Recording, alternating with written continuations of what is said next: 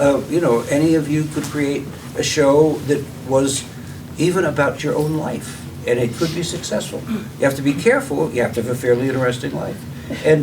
But I'm so glad that you put Mark Twain in there, because I was about to say I want to challenge you, because you were doing Thoreau, who died of pneumonia for sitting on a log for too long, and then Van Gogh, who essentially kills himself. I was going to say, do you think you could write a play about somebody who lived into their 70s? Yeah. But now you got Mark Twain in this. That's cool. Okay, Sue, you had a comment, and then we'll come back to here. Well, I've been sitting here thinking that in Kentucky we have a fellow named Robert Gipe who's taken sort of a whole other approach. He and Joe Carson, who was a writer, created sort of a format where they did oral histories about a community, and then had the community create the play around the play and the music around sort of what evolved out of those oral histories. And in particular, right now, he lives in Harlan County, and it is a community building experience in addition to being a fine production. They're having trouble with, as many communities are, with meth and pills. And so that's what the community saw after they did the oral histories, and then they built the play around that, which I think is a different approach, but it kind of comes to the same. It's also a different economic stream. You can go to the theater department in a local high school and say, I'm an established songwriter, here's my track record. I'd like to work with your students to create a musical. You can do that. You can go to a community theater and say the same thing. Doesn't mean they'll take you, but I mean, not everybody actually writes songs. If they say yes, it's now their problem. Well, there's good. Okay, so let's take another question. Yeah, let's see. You had yours up, and then were you raising a hand? No. Okay. This young man. No, you were. I'm not trying to take people in relative order. Yeah, but go ahead. I've played as a theater musician in New York, and there was a play called The Irish and How That Got That Way. There was the novelist took his book, and they just added music. There was, but I just want to mention that because I have had this idea since I read this book, Passion Flower, about the relationship, really complex relationship between Billy Strayhorn and Duke Ellington, and I thought, oh my God, this is so dramatic. It should be on the stage. What do you do about crediting your source material and getting permission, or if you just are writing new stuff, can you basically, I mean, if you're not using the exact words, would I be sort of beholden to the writer of that book? For that being the main source of my research, and obviously going through his bibliography. But But the answer is yes. If it's under current copyright, the answer is yes. Walden is public domain. But I'm saying, So if I'm not using his material, but a lot of that relationship was explored by this person who did immense amounts of research. So even no matter what I research, it's going to be. It wouldn't be. I think it's a courtesy to. Well, it's a courtesy and it's a possible lawsuit if we're really successful. Okay. But somebody once told me, write it first and then get in touch. Yeah. And what if they say no? Well, Then you shift gears. yeah. I'll use an example, and this was a fascinating piece. People loved it. We did productions of this at 2 theaters in Indianapolis and in Chicago, and we did a lot of one-offs. We talk about the idea of one-offs, taking your piece, putting it in the trunk, in the van, however many people. Does everybody understand the phrase one-off? No. Just tell them what it is. It's like a one-night stand, and it's like this library or this theater will take us one night, and we'll bring the show, and we'll unpack the van and do it. We did a show, began in Indianapolis, based on the music of John Prine. and we called this show Pure Prime. The concept was, you know, it was not, I was very involved, but the concept is that you take 6 musicians / actors. Some have a lot more experience as musicians, some have a lot more experience as actors, but they're all able to do both. You bring them together. Each of them is a character from a John Prine song. Oh, nice. And it's kind of amalgam, you know, also, you know. But basically, we did 32 John Prine songs without a single word of dialogue. It went song to song to song and told the whole story Awesome. in a dramatic arc. It was very cool. We did the previews. Producers approached Prine's management, who recently has been deceased. Al has passed away. Al wouldn't even listen. Al wouldn't, you know, no, you're gonna, you know, you can't do it. Right. Because John, you know, we were dealing with this thing we couldn't get past. And we had created a gorgeous stage. It's in a bar, it's set in a bar, you know, all these characters. And we talked to our legal representatives, and how do we get, we've got it mounted, we're gonna do it. How do we get out of it? Well, since we didn't have a single word of dialogue, we make it a concert. So he's still getting, you know, the royalties from the theater, you know, as a performance space. But we're not telling a story about John Prine, and we're not, you know, using his words or anything. All we're doing is singing a concert of his songs. We stripped the stage down so we couldn't be accused of, oh, it's on a set. No, as a matter of fact, we can have these chairs and stools at a concert, right? And we continued to do it legally. They still got funds. We had to adapt it a little bit, but we got the no and we changed it and it worked. And we continued to do it. It was a very cool process. I just want to clarify, the book that I'm talking about was not a novelization, or there weren't any characters talking to each other. It doesn't matter. It was research, and if you turn it into 2 characters that are talking to each other, that are historical figures. First, I think you have an ethical obligation. Yeah, no, You have an that's why ethical I'm obligation, asking. courtesy. how to go I about it. once withdrew from a project because I had provided my co-author with a lot of historical information and a number of books. And then my co-author didn't want to credit these books in the program. And I said, why not? And this person said, well, all the information is in the public domain. I said, yes, but you and I didn't go from courthouse to courthouse. We didn't do the work of collecting this. We didn't put together a 1,000-page book of resources that we both use as our primary sources. And I think we have a moral obligation to credit the people who did that work.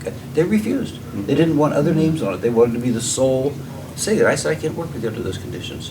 But I also think if you come up with this, and it's got a lot of details, you know, do you guys know the expression copyright troll? Okay, copyright trolls are attorneys who specialize in looking for copyright violations and who sue. And this is a very dangerous world. And so I think actually, so first of all, I think the author has an ethical right to say, wait a minute, there's so much information here you could only have gotten by reading my book. Why did you even call? And then I think if something is, depending on who they are and who they aren't. Some people say, well, let's work something out. Come on, let's go out to lunch. Because I don't even know if the book made a lot of money, but I know that if somebody, no, I was going to say, like, I know, like, you know, you purchase film rights. You purchase, so, like, you know, would it be something that at some point, if I'm sure I'm going to complete it, you know, like contacting them and saying, I'd like to purchase theatrical rights or something? Or? Yeah. Yeah, go ahead. A totally original work based on a public domain idea, you're protected. But if the authors feel that it's a derivative, they could come after you if they're so inclined. But I guess, so at what stage would I contact them? You know, I never wrote any theater piece, and I kind of liked your book. I want to write something, and I'm guessing I'm not even going to get a response. I think you gave the answer, right? Well, you said when it's done. There's- I don't think there's a there definite, isn't a definitive definite. answer, no. You could send somebody something in process, you could send somebody something They could be finished, so- how much They investment do you could be want so to? flattered that they say, yeah, go ahead. Yeah, But they may also feel like, before their name goes on it, they want to know there's a quality piece. Absolutely, yeah, So- that's why so I was y- concerned it- to have something to show. Yep. It's a huge risk either way, which is if you get permission at the beginning, they can withdraw it, they can make it tentative. But at least you know that you have a reasonable chance of getting permission. If you write the whole thing and then they say no, I mean, you guys came up with a creative solution. There isn't always a creative there's solution. not always, yeah. I think Tim's right, there's not a clear answer. Maybe somebody could talk to you more afterwards, but Thank you, John. there's no easy answer to this. You had a question, next. Yeah, beyond the actual creation of a work, like what if, I guess, Tim, you have an outlet already. If you write something, you've got a pretty good opportunity to get it performed, Probably maybe. Better than most, but Yeah. even, not everything's guaranteed, sure. Or you maybe have already a lot of friends in that world. Yeah. So, I don't know, maybe people like Cy and Michael didn't have as many friends in the Had nothing. theater world. Had nothing. And so I wonder, if I already have the skills and the idea and the work, what do you do to find advocates, not just like a single place to perform it? Right. Because I do know theater directors and things like that, but do you just hope those people are your friends and spread it around, like giving away for free? Are there people that help promote you guys in that? I don't Go for it. This afternoon, we're doing another workshop, and one of the themes of that workshop is explaining what a song farmer is. It's a great phrase that I learned from a friend in Texas. Being a song farmer, you plant seeds where you think it'll grow. And if I can give you an example, when I wrote the Walden play, I was left with, what the heck do I do with this? And I had two things staring me in the face. Earth Day, a play about Henry David Thoreau would be great around Earth Day, and its required curriculum in middle and high schools. So I had Earth Day in the schools. So all we did was send an email to some state teachers associations saying, if your schools are interested, the script is free. It would work great for middle and high schools, especially around Earth Day. That's all we said. And before we knew it, several hundred teachers had registered to download the play script and the posters, and it just kept on going. But that's also a unique situation, because you had Thoreau, and you were smart enough to connect it to Earth Day. You had a thing that was required curriculum. Yeah, there are people who do this. Identify your audience. Yeah, but that's, I think you were brilliant and creative, but I think that's a special case that is easier to do than most, at least in my experience. But still, I would agree. But still, Michael's advice: you got to figure out what the niche is, or niche, whichever, and try to figure out what the assets are. To get your show everywhere, forget it. Just don't make that. It's just like, how many of you have, I mean, we've got some great songwriters here at SERFA. How many of us have ever had something at the level of Lady Gaga? None of us. But it could happen. But you think reasonably, think close to home, and again, like was said, build your base. Just there are in every industry there are people who you can pay to pitch your stuff. They are usually very expensive. They are not always effective. And they, like you, they want people with a track record. It's just like around. Think of it like the agents that are here. I don't think there are any agents here. But like, think about the people who do radio promotion. They can only take you on if what you're doing is so good it enhances their reputation as well as yours. So I think. Do you want to tell us, in 30 seconds, what it is you're thinking about doing? Well, nothing specific this time. Just being around theater in the school system that I work in. You know, I mean, that's interesting, something with schools, and I hadn't thought maybe about that as an opportunity. But, you know, I'm familiar with some other folk type musicals, like there's one, Smoke on the Mountain, there's like the Cotton Patch Gospel things. And, you know, and those are great too, and I guess those have opportunities like in churches and locations like that, but nothing in particular, just the concept. Well, Tim, what's you? Yeah, that's a huge thing, is at some point you need to have something particular, obviously. A friend in Bloomington, Indiana, Krista DeTour, is a songwriter, and she developed a piece, and it's for women, and it's based on I live near Brown County, Indiana. Bean Blossom, the Bill Monroe Festival was there. Brown County is a gorgeous little pocket in southern Indiana. And it was known as an artist retreat starting back in the late 1800s, but certainly by the 1920s it was a big artist retreat in America. And of course, as in most things, the women artists are not nearly as well known as the men.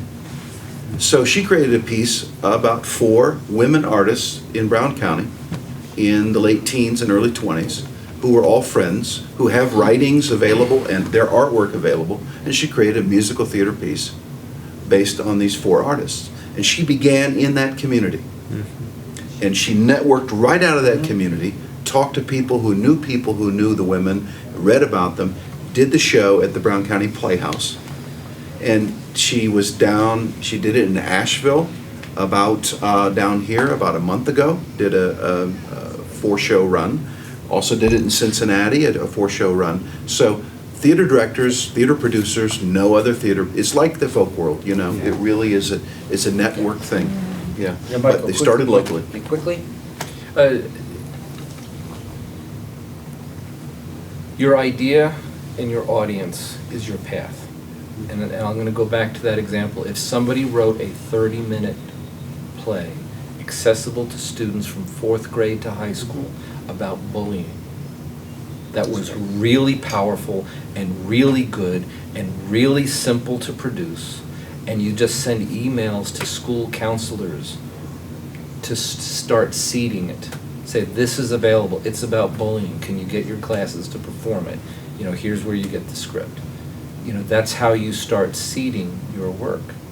And that's what it's all about anymore, is planting the seed once it's done. But you got to finish it. You got to do it, come up with your idea, identify who your audience is going to be, and then start planting the seeds. I think there are alternate routes too. I don't think that's the only way to do it. You can, if you're already connected to people who do theaters. Some high schools have a theater department. You can go to the director of that department, who probably does everything, and say, listen, I would like to work with you on creating a piece with your students. That's more like what Sue was talking about, that Robert Jipe does, where you start with, you make yourself a resource. I tend to, I wrote this for Sue, with Sue in mind, but I've also written musicals where I have the whole thing completely done before anybody else sees it. But you have to decide which of those you're doing, and they actually are very different paths. But but it's a very crowded world. I mean, I will bet you anything that Fire on the Mountain, I'll bet you anything that started with a producer with a $250,000 budget, who had those connections and who was deliberately creating a show and who shaped it to commercial considerations. Doesn't mean it's a bad show, but that's a very different route, and that's not going to happen for us. Spook. You know, I have a million questions, but I'm going to focus on one here. I've heard you say a couple times that this could be economically feasible. I'm hearing Michael saying give everything away for free. And it's like, you know, I would love to pay taxes one day, to make enough money to pay taxes. You know, I mean, if you give, I don't see there's something that hasn't been told here about putting 3 months of work into creating something and then giving it away for free. There's something I haven't heard. Like, so I did hear that the play generated $250,000. Because it found its audience. But did you get a penny of it? Yes. Okay. So I think I paid for damn twins. You got My paid wife for had twins. How do you think I paid for that? Right. I mean, no, but I mean, how does it? So how do you give away things for free and make money on it? What's the revenue stream after you give things away? Facebook gives its thing away for free and makes billions of dollars. Google gives it away for free and makes billions of dollars. YouTube gives it away for free and makes billions of dollars. How? It's the new business model in the arts. It works. It works great because there's the greatest radio station in the world is good work. It's community work. What he's doing in Alaska is bigger than any radio station playing his songs. You wanna take it? And you have to re-examine what the marketplace actually is, Right. how it actually works, what the audience actually responds to, because the audience is still the greatest benefactor of the arts. And once you reach them, once you find who they are, once they love what you're doing, you have a career for life. Because the audience will always do what the audience always does, and that's buy your stuff. But you have to reach them first. Yeah, I That's think- what the free business model is. That's a free business model. It also helps in honesty. If you have an internationally famous radio show, a television show. I didn't have it when I did the Walt. Yeah, but I'm going to say, I'm not going to encourage people to give it away free, if you're a working musician. If that's how you get your income, I mean, I'm not going to say to Sue, you should do this free everywhere. You will in fact get lots of fans and they'll buy your CDs. It's not economically feasible in the short run. So, but it is, but for example, like you said, like the work I'm doing in Alaska, I do that free.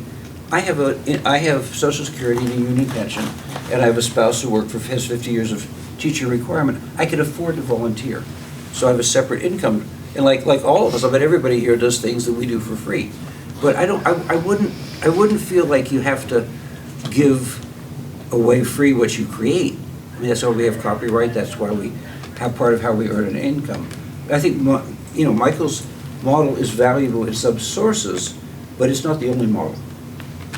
And I think that the audience-driven model works if you already have an audience, but you already have an audience that isn't economically feasible for you. They will come to they will come meet people.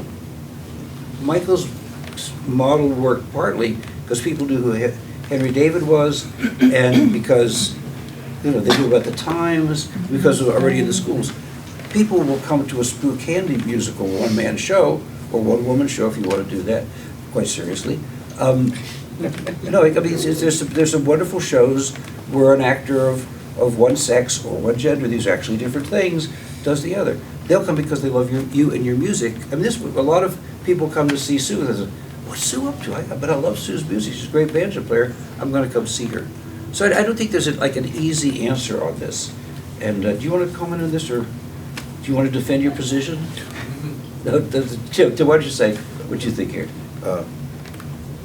Well, I mean, I am a musician and a theatrical artist.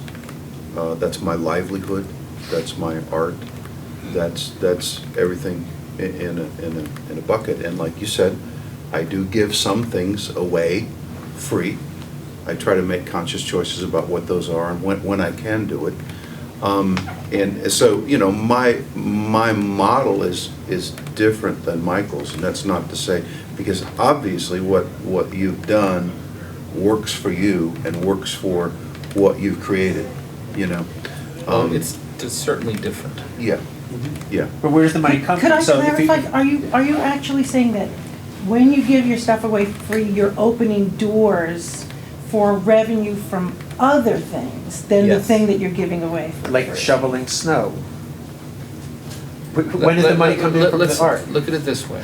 Let's get really Okay, I'm mercenary. gonna Because, like, call right it- now, if I I'm wanna collaborate I'm gonna call with this somebody, question after a very brief comment from Michael. Those of you who want to explore it further, talk to Michael or anybody else. Okay, very brief. Okay, you can come to the workshop this afternoon. We'll be exploring that with the Wood Songs Front Porch Association. But to get really stupid and really mercenary here, when Pepsi comes out with a new product, they set up a table in their grocery store, and what do? They give it away for free. Once they find their audience for it, the audience will come back and buy it. Okay. That's the free business model. That's next question. And that works in the arts as well. This really isn't a question, it's a comment about kind of backtracking with the one-person show. You know, we present concerts. I'm the chair of the concert committee at Unitarian Church. We're doing fewer and fewer over the years, but also we have a house concert. And I've had a one-person play at the house and at the church. I mean, we can seat 30 people in the house, we can seat 130 in the church. But the simple play, I mean, you could take it on the house concert route. I mean, Fran Snyder just did this listening concert festival in the Tampa Bay area. There's some kid, his name is Matt Bednarski. He played during this house concert festival, and Fran had this thing where he had a kickoff concert and a grand finale. This kid played I'm saying kid, he's in his 20s, I don't know, it's a kid. But he played a couple of house concerts, and he played at the kickoff concert, which was like 2 songs or something. He has now, at the last count, he has 9 house concerts lined up in the Tampa Bay area in November. I hope he doesn't line one up next door to Craig's house. It's like he has created, and you know, it's like the question, well, how can he do, wouldn't it be better if he did one, a big one? But I'm thinking no, because probably not, because if he's got 10 house concerts and he averages $400 a night, he's going to make $4,000 on the house concerts in the Tampa Bay area. Nobody's going to pay him $4,000 to do a concert in a bigger room. Interesting. Josh Dunson was my agent for 30 years until we both decided we'd rather do other things. Did a workshop on marketing yourself. And there was a huge emphasis on Facebook and on, you know, all the social media. But there was also another emphasis on the intensity of the relationship between yourself and your audience, right? And there's sort of a Maslow's hierarchy